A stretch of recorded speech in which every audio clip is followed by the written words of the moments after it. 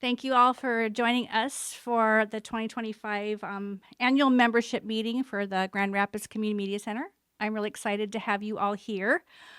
There's going to be some changes to the agenda. We have 3 board members who got ill who are supposed to be helping with this. And so Ted and I are going to be pretty much doing the show tonight. Brandon, our board secretary, is in the corner over there and he will be taking notes. Just wanted to give you a heads up. But officially right now, we want to say that our membership meeting is starting now at 6:18. Thank you, Clay. 6:18 p.m. We pushed it up a little bit earlier. It's supposed to start at 6:30 for the actual meeting, but I just saw that y'all were done eating and you were mingling and maybe getting a little bit bored, so we wanted to get things started for you guys could get to know a little bit more about us and see what's going on.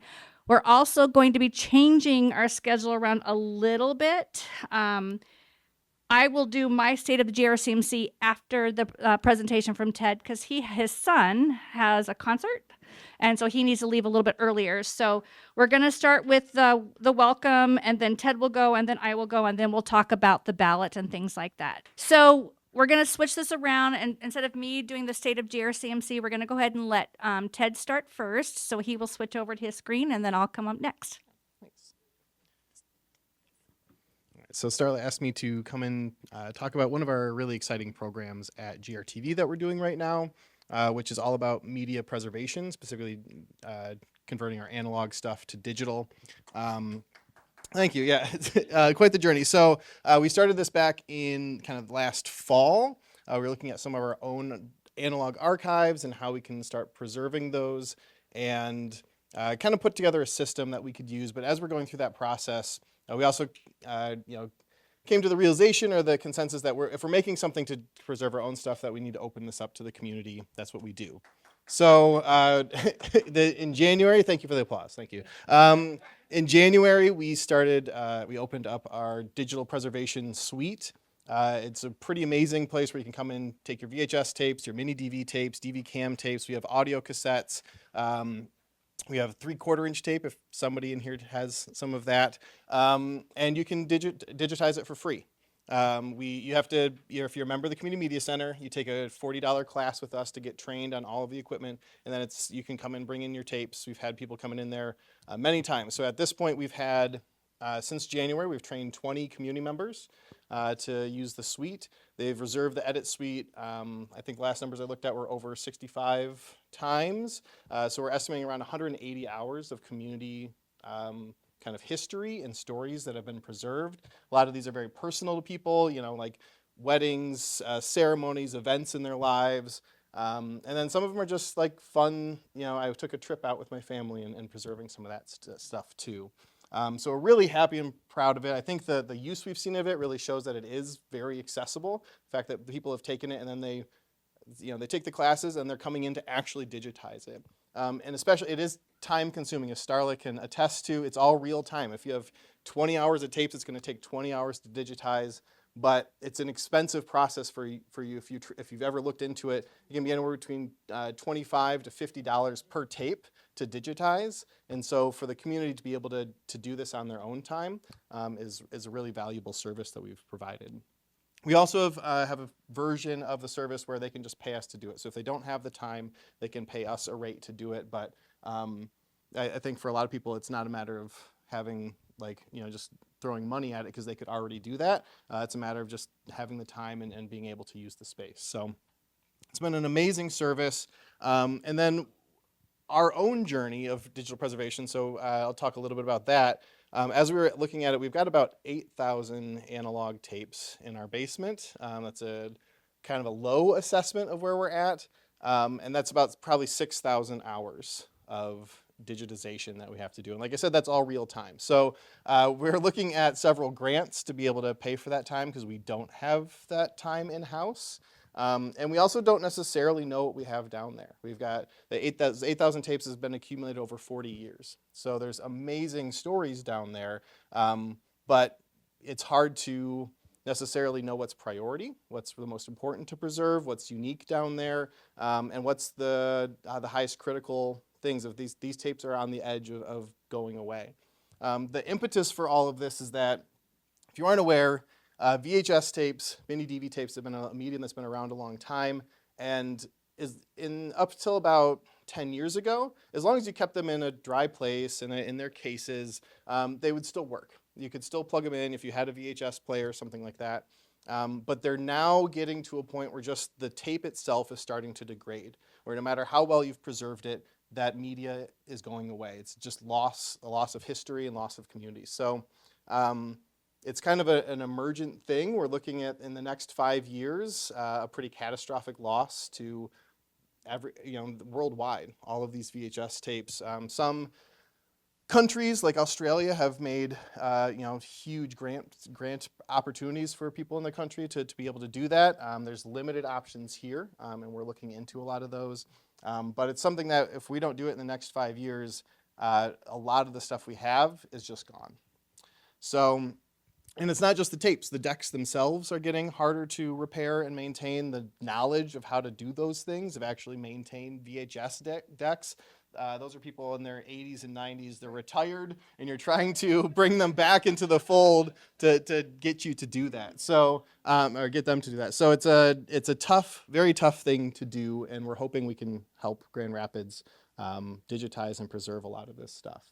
So I put together kind of a reel. So I grabbed, in January, we grabbed a box of tapes from our basement. So as we had time, we could just, let's pop in a tape and do this. So we've done maybe a dozen or 2 dozen since then. I put together just a reel of some of the stuff we found. So this is just a random box, a sampling from a random box, and has some pretty amazing stuff in it. So I think it's kind of a sampling of what the rest of our archive could hold. So it's about 10 minutes, but it cuts between a bunch of different stuff. I'll show it for you. They have firefighters, parks workers, librarians, museum curators, police officers, administrators, and office holders. From top management to seasonal workers, women represent 1/4 of the city's workforce, and their numbers are growing. Hello, I'm Arjee Holloman Chibuzu. Today is Saturday, July 19th. In the year 2008. She's a former board member of ours and has the longest running show on GRTV, over 25 years of producing it. And she helped us out on this particular program to host. So this is where I'm at, I'm about to start right here. All I got's a broken heart and a bucket of tears collected over 20 some odd years, but I have no fear. Because I know tomorrow is near. But if you would please, lend me your ear. Let me sing you this song about these feelings I've been holding inside. I must release before they eat me alive. I've been trying to hide behind a smile, but now it's starting to show. Hello. And here you can see what some of the states of these tapes look like when they're degraded. I expected to stay here longer than 6 months. And I'm just wondering why it is the city has a right to turn around and buy and sell properties that's not even really their own, and why Jack Buchanan is turning around and buying and purchasing the property to demolish it, because all he has to do is fix it up a little bit and it'll be rentable.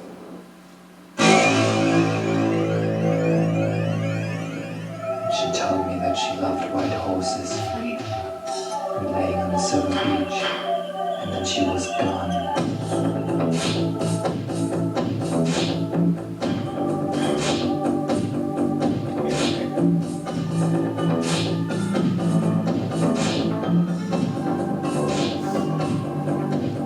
No, it's not that Richard Nixon, it's a different Richard Nixon.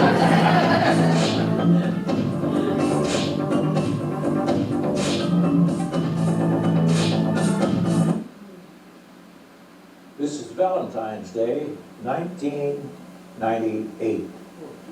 Today I'm going to be reading from 2 books, Memories of the Mind and As We Travel Along. Grandparents are a special breed. They usually come in pairs. Everybody needs some. Most wouldn't trade for theirs. I've been so very fortunate that I have both of you. You gave to me one parent, a gracious thing to do. You've been such good supporters as I grew up and grow, and love I'll always have for you as on through life I go. And may I conclude by saying it is a thrill and a pleasure for me to introduce you with pride, admiration, and affection, the President of the United States, Ronald Reagan. That's Gerald Ford making that introduction.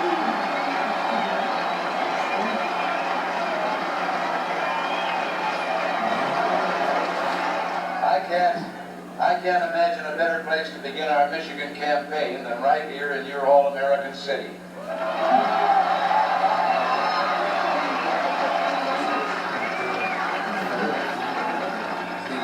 The center of the 5th District, the home of our 38th President of the United States.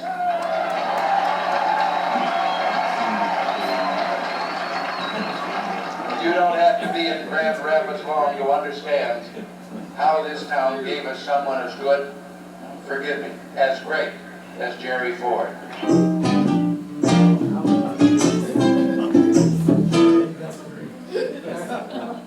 And yes, this is a music video that just cuts to random family scenes.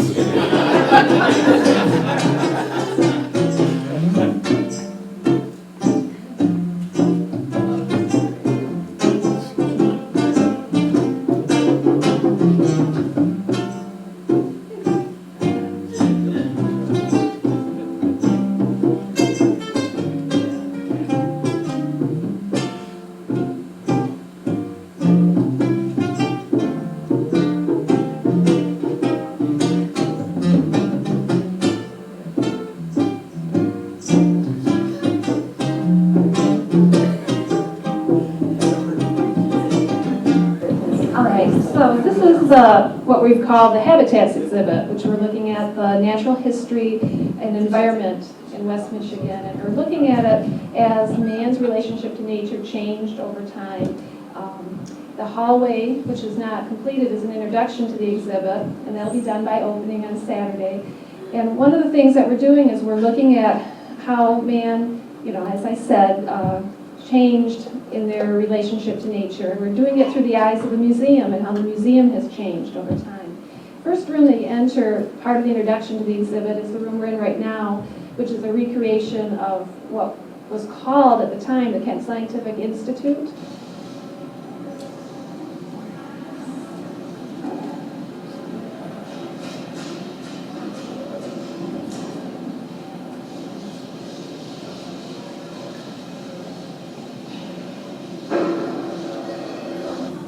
Jerry Barnaby is standing by right now at the new Grand Rapids Community Media Center. That was asked. Oh, yeah, the central office has informational sources to benefit the whole community, and Jerry joins us now. This will be the last tell us more, Jerry. I can't, I'm just a picture. Yeah. Look at that. Yeah. I was on the OWICE recently, and they took this picture of me. I got to lose some weight. That's about all I can say. But this is a great opportunity, both for listening to great music, and also if you ever wanted to be a disc jockey, they accept volunteer programmers. And let's introduce you right now to Phil Tower. He's on He's the general manager of this operation. And it is true that anybody can come off the stage and actually become an on-air program. Yeah, the catches are they have to work within our format, which is the most creative format on the radio just about all over the country.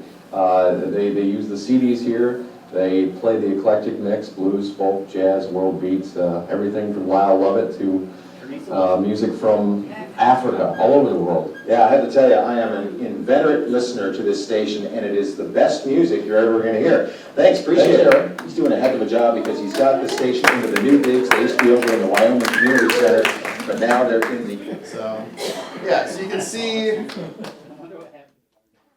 we have stuff that's the history of the CMC, which is really important for us to preserve as an institution, but tons of just community stories, community events, short films and all sorts of stuff in our basement. So we're really excited to move forward with it. And if you're looking for ways to support it, one, use it. If you have VHS tapes, if you have mini DVs, come down, get trained, preserve your stories. Two, tell people about it. Let other people know. There's I have friends and family in town. I remember my cousins always showing up to events with cameras, right? Like, get those people to preserve that stuff, because these memories are going away. So thank you very much.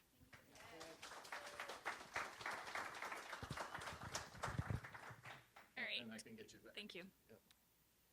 So I'm going to attest to the VHS stuff because my daughter is 33 now, and her first 2 years of life are all on VHS, and I spent hours digitizing that, and that was her Christmas present. I didn't buy her anything. I just gave that to her for her Christmas present. So it's fun.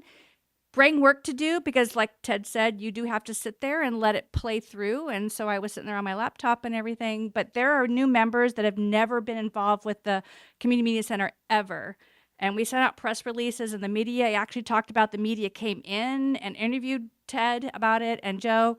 And we have people that have never heard about us are now coming in. So this is really beneficial for a lot of people. For me, I want to digitize everything that my kids did when they were little. So thank you, Ted. Thank you for accommodating us switching around our schedule. Now go enjoy your son's concert. And that is Ted, who is our station manager at GRTV. So I'm just going to do a little bit of a kind of a impact and some highlights. I'm not going to do a lot, but just do some basics of what each of the programs have been doing over the last or over in 2024. Then we'll talk about the election coming up as well. And so we'll just start here. So the board gave me some guidance of what to do in late 2022, early 2023 with a new strategic plan. It really was about streamlining and optimizing our operations, about organizational transparency, but also growing our resources. And I want to announce this because Michaela is our new development director. And today we heard that she secured us a $30,000 grant with the Wege Foundation for WICE. Her first grant that she wrote when she first started. You've been here, maybe 9 months? 7, 8 months? Yes. And that was just a really exciting letter to receive today. It was the only letter or the only mail that we got. Normally we get donations, and my HR lady came in. She's like, we only got one envelope, but it said Wege. And then it was a $30,000 check, which totally made up for normally getting the other ones. But so I want to give a kudos out to Michaela for really stepping in. And we haven't had a development person for a while, and I really appreciate that. And I want you to know that. So.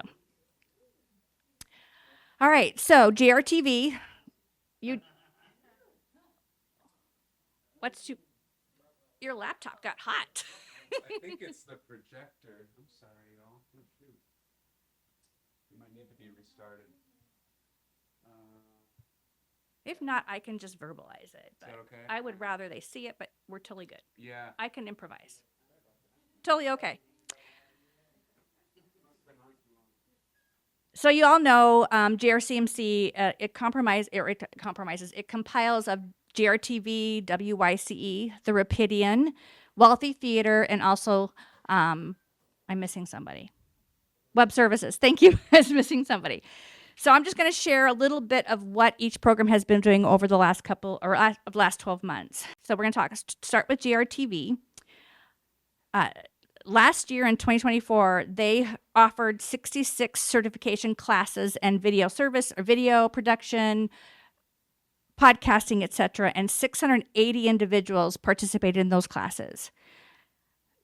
That was, people came and used our facility, either the studio or whatever, for over 1,300 hours, which is 53% over what they did in 2023. And then also rented out equipment from our GRTV area that was 30% over than they did the year before. And also, which is really cool, is almost 1,400 new shows were aired on GRTV. So GRTV is there for you to, if you produce a show, you can put it out there. If you have a YouTube show, I know a gentleman who just reached out to me, and he does a YouTube thing, and he's an Uber rider, and he does a YouTube video, and he gets permission from them, and he's going to turn those into now to GRTV to watch. So the Rapidian is really cool. So the Rapidian was launched in 2009, and then we relaunched it in 2023 in October. And we relaunched it with a partnership with City Bureau out of Chicago. And what that means is that we train and hire individuals to go into city meetings and take notes so that so the city can be more transparent. And so then they send the notes to our team, and we put that into a newsletter so that you know what's going on in our city meetings. So when we first opened, we had We trained 68. We had 40 that were consistent, and now we're at what, 78 documenters who go into city meetings. We were going to about 1 to 3 meetings a week, and now we're doing about 4 meetings a week. And we also, last year they went to 121 meetings and then sent that or shared that information with us to share with the community. I think one of the biggest things about the Rapidian, and there's a lot of great things that Allison and her team are doing, there's a lot, but I want to share this. So the City of Grand Rapids election-related articles that were on the Rapidian were viewed 1,500% more than any other article, 1,500%. And 1,500 more active users than average of non-elected articles during that period. And 18% were more engaged with the Rapidian. So they really cared about local politics, which is really, really important. And the documenters are going in those meetings now, and they're documenting that. Someone told me a story, and I think Allison can attest to this. One of the city managers was talking to me, the assistant city manager, and he said that they got a call because someone was at the urban forestry. They've never had any news person there ever in their entire life. And they were freaking out, and they were calling the city. There's someone here taking notes. And they're allowed to. And he said that they are allowed to do that, but they weren't used to it. And so they were freaking out, but they're allowed to do that. And now they're going to those meetings more and more as well. So, and that's just, it's holding our city accountable, but it's also us being able to inform the community of what's going on. And that's what the Rapidian is about. And then Wealthy Theater, Chris, they also have been kicking butt, excuse my language. So in 2023, they had 290 events. Last year, they had 317. And then also in 2023, the Annex, which is just 2 buildings over, only had 311. And last year, they had 411. And then Michigan local films that were screened here in 2023, we had 71. In 2024, we had 87. We sold out 26 events in 2024, and we only did 18 in 2023. So we're growing, and it's the team of Wealthy Theater. Tickets sold over 27,000 tickets.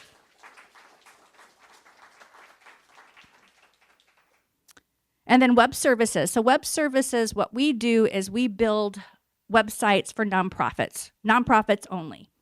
And we have our own, we don't do, was it Google or WordPress or whatever. We have our own system. It's called the GRCMC that we build websites for nonprofits. And we've really been just dealing with local. And recently we did something for Fountain Street Church. We're doing GRAMA, which is the Grand Rapids Arts and, I always mess that up, African American, yes, Museum. And so we were doing a lot of local stuff, but George is our manager for that, and he travels a lot to the Alliance for Community Media, which is a congruent of different community media centers, and he's made a lot of good connections. And now we are officially doing 2 other community media centers that are national and doing their websites. So one's in Burlington, Vermont, and another one is in Georgia, and he's connecting now with another 10. So we're starting to build our websites for community media centers across the nation, which is really great. So, and I'm going to share this too, because their income, they do a lot for us internally. They don't get paid for it. They manage our website, they manage our IT and things like that. And their income for 2 people was only $17,000 5 years ago. And they're going to hit $87,000 this year. Yes. We're a nonprofit. We don't make a lot of money, but that just is a great amount of growth that they've been doing. George wanted to be here, but he had to go to LA, so for another thing. So they have, they manage 45 sites right now, and they have 6 projects that they launched last year, and they have 6 current projects, and they're actually going to close, Carol, 4 of them by June? 3 of them by June, which will be really great. And it's a 2-man team, which is really great. And then WICE. They've had 12 student tours come in and tour their facility. And then they also do a thing called Radio in the Classroom, which we're teaching high school students how to learn how to produce a show and then do the show. They come in 3 different times, and last year they had 4 schools come in. Yeah. Can you name who they were again?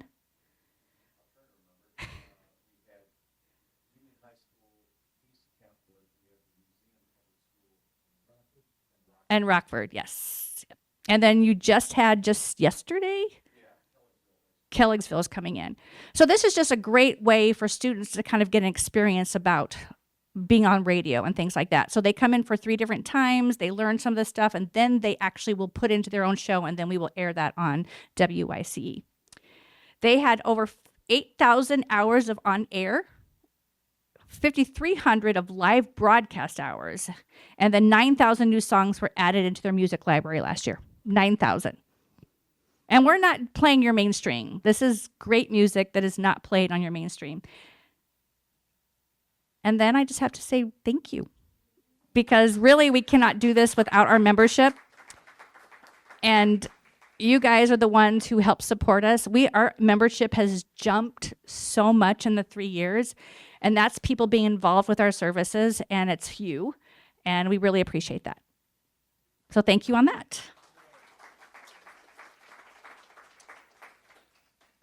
All right, so our next thing, I apologize again. We have a couple of board members that are out sick, so I'm going to do the next steps. Maybe Jesse, are you willing to come up and help me with this a little bit? I mean, it's not a lot, but I mean, you know the process for board elections. It's been a little while. So we're having board elections coming up, and I guess maybe just share why you joined the board and the process of how you came on. Yeah, sure. Well, it's good to see you all, and wow, Starla, just thank you so much for all of your work, for your leadership, and what an inspiring presentation to just see it all up there on the screen.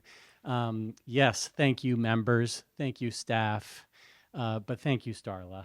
It's been such a joy to work and to support you as a member of the board. So I'm closing out my second term on the board. So I'm a bit of a veteran, and I moved to Grand Rapids in 2017, and I was looking for community, and I'd never lived in the Midwest, and I started listening to the radio. Right. And I showed up at the Wealthy Theater. It was, maybe a mile from my home, and there was a little film festival going on, and I have a background in journalism and media, and so I got really interested in the Rapidian, and it became something that I was really intrigued by, and I joined the board here. I guess it must have been back 2018, 2019, something like that. And through my work on the board, it's been a passion of mine to help rethink the Rapidian and to grow it and to support the work of the Community Media Center. And so for me, this was an exercise in finding community. That's what I valued about the Media Center, but also being part of this work and getting to know my fellow board members, the staff, other members here, and volunteers. It really made me feel like I was part of something. So it has been such a privilege. Yes. Thank you. All right. Nope, I do not. We're done with that. Thank you. All right, so the first thing we need to do as members, and we did hand those out to you when you entered, is our minutes from last year. So since you're the board member, can you ask them to vote to approve? All right. We need a motion? Do we have a motion to, first of all, has everyone reviewed the minutes from the past meeting? Okay. Do we have a motion to approve the minutes? So moved. Okay. And do I have a second? And then Charlotte Ambrose. Thank you. All those in favor of approving the minutes from the last annual meeting, say aye. Okay. Any nays? Okay. All right. So the motion is approved. Thank you. All right, so the next thing I want to share is that we're about to start our election process for 4 new board members, and we have 6 places on our ballot. We do have 4 board members who want to to also be on the ballot to be able to be reinstalled, but we're going to add 2 more people to it. And we have a pool so far of 4 other people. The governance committee will be the ones who will interview those. They have been doing interviews. They will interview those and decide who the other 2 will be, because we always have 6 people on our ballot. That ballot will be emailed or mailed to all members probably Friday or Monday. But what I want to ask now, is there anyone here who would like to nominate someone to also be on that ballot and be interviewed by our governance committee? All right. So we will be emailing you the candidates. There are 6 candidates, and we will be emailing that to you probably on Friday or Monday. And you can either vote via electronically, or it'll come in the mail, and you can do it via mail. And the city of Grand Rapids will actually tally those and then send those over to us. And we'll have an answer probably by the end of May, early June. All right. Is there any questions about things that we've talked about today? Did you have a question, Clay? Oh, okay. Any questions? Anything before we go forward? I'd just like to comment, Starla, on the dramatic improvement of the Rapidian website over the past couple of months. And that's the web services team. All of a sudden, it used to be, shall we say, somewhat repetitive. Yep. And now it's something new every day, and that's wonderful. Yep. And that is, thank you, Jim. Thank you very much. That is the web services team worked a lot on that, and a grant was paying for that as well. So thank you. Yeah, we have a new GRCMC website we launched last year, and the Rapidian one launched about 3 months ago, the new one. So thank you. With regard to digitization, is it also possible to digitize the 16mm Super 8, yes. I don't have an answer on the 16 millimeter. I did some of the Super 8s. My fiance has some that his dad did, and we've been digitizing that. They have to do it. You don't do it on your own. And it's about $25 for 25 feet worth of reel. But yes, yeah. And it's great. It's pretty cool to see my fiance at 2 years old. It was really cool to see. That was the other thing I did. No, he doesn't. He has no hair now, but no. It was really cool. It's really, I mean, I really encourage people to check that out. It was pretty impressive what they can do, but yes. And if you want to connect with me, I can get answers about the other one. All right, well, with this, I'm going to ask the committee to vote to approve to end the meeting, or the members to vote. Carissa? All right. Thank you very much. And you guys, I really appreciate you all coming here today and enjoying the food. I don't think I told all of you, but Mazizi, which is Street Chef Shop, they just won best taco in Grand Rapids, and we didn't know that when we booked them in January, so it worked out perfect. So, do you have a time to share the increase in membership? I could. I didn't bring it with. I didn't bring it with me. It did. I mean, it pretty much tripled over the 3 years. And the reason that probably membership has tripled partly is because of our processes and procedures that we have done. But people are being more active with Wealthy Theater, with GRTV, learning what we do and want to be more active. And it has pretty much tripled over the last 3 years, which is really great. Thank you, Clay. All right. Thank you, everybody, for coming. Feel free to take some food to take home. I'm sure there's a lot left over. And grab one more drink. And we need to be out of here within an hour. But thank you. I really appreciate it.